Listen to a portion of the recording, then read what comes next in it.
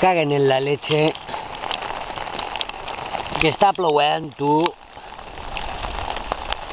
Menos mal que ha sido terminar de prepararlo todo. Bueno, ahí se ha quedado la caña. Pero bueno, da igual, es agua.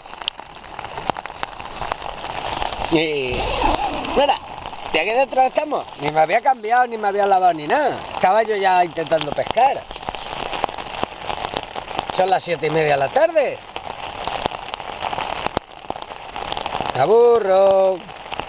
Y es que encima, mira, tengo las cantimploras fuera. Y encima me hago pis.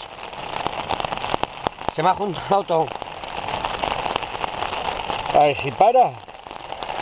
Y me cambio o algo. Ay, perdón. Ay, ay, ay, ay. Ya está el día, chao. Ya está el día, chao. Ay, hay que quitar la arenica que hace bulticos. Oh. Qué fresquillo me ha dado. Bueno, nada. ¿Qué pasa por ahí, pío, pío? Estaba pensando en la chica esta, que si se ha ido a la otra punta de una isla que está ahí enfrente a pagar en un camping para estar igual que yo. Qué delito.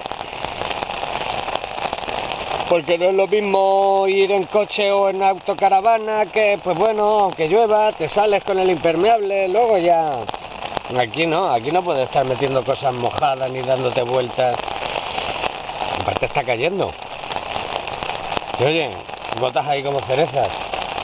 Vale, pues nada, a ver si cambia la cosa. De todas maneras aún queda día para aburrir. Pero puestas de soles, dices tú de ver auroras. Te puedes tirar años ahí mirando para arriba que te va a quedar corto, tortícolis y cegato de mirar. Voy a tener arena hasta que vuelva de este viaje, no, del siguiente que haga. ¡Hasta luego, Lucas!